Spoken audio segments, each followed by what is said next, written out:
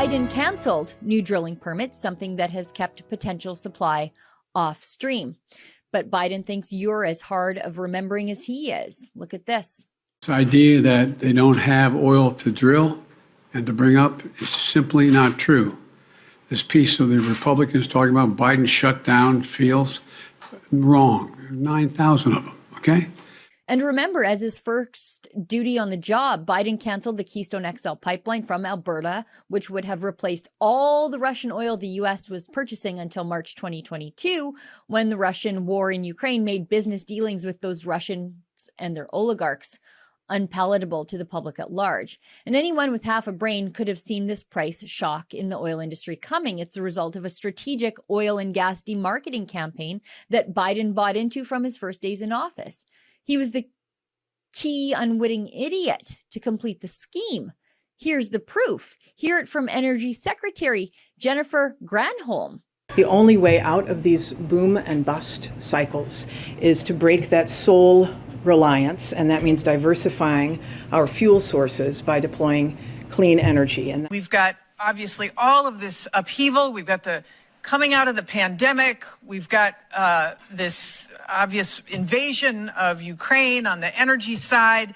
And we've got the moment to think and act strategically about lifting up communities and building these supply chains out and building out the installations in a way that give everyone a chance to succeed.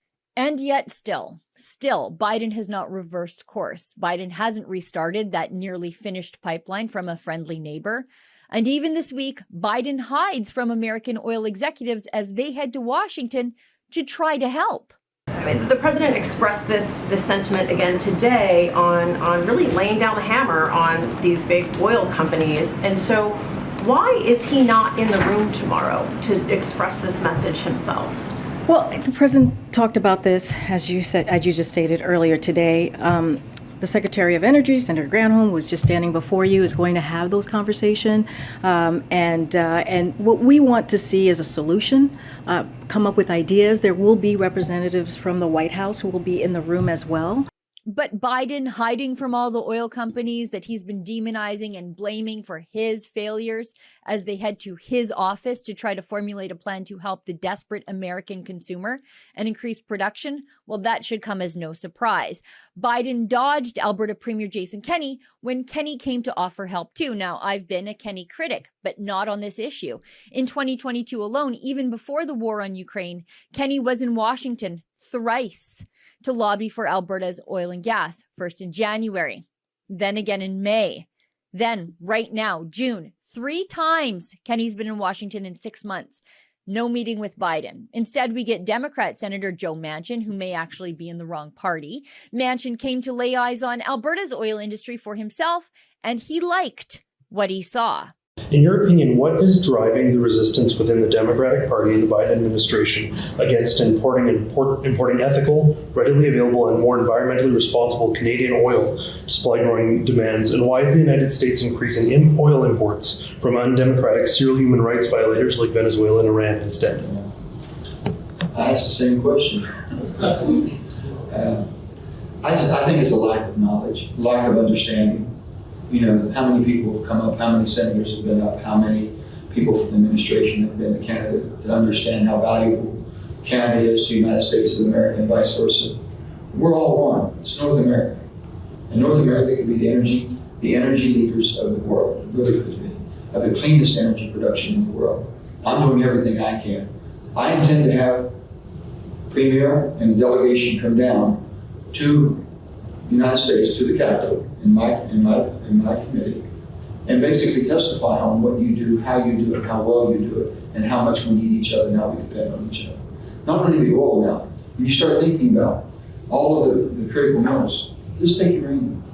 You know, and I said this, my history tells me that the Manhattan Project that we used at the end of World War II and save the world from fascism and totalitarian type of regimes, that came from right here. It came from Europe. In Saskatchewan, I think in this part of the world, you had the richest uranium that we used. And so we've been connected longer than people know. They just don't realize. So maybe my administration doesn't realize how well you do what you do and how much we depend on you. But Biden, old bumbling, fumbling Biden, well, he won't go to Midland, Texas and talk to anyone there about what should and could be done to help Americans. But he will go to Riyadh, Saudi Arabia. Yes, he's headed to meet with the top dogs in OPEC, although Biden seems slightly confused about it. Have you decided, sir, whether to go to Saudi Arabia? No, not yet. What would be the holding up the decision at this point? Are there commitments you're waiting for from the Saudis or on the negotiations over peace? No. The commitments from the Saudis don't relate to anything having to do with energy. It happens to be a larger meeting taking place in Saudi Arabia. That's the reason I'm going.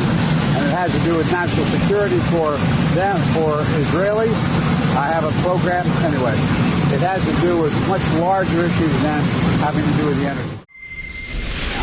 That was an excerpt from my daily TV-style show called The Ezra Levant Show. Each weekday, I do a monologue on the news of the day. Then I interview a fascinating guest.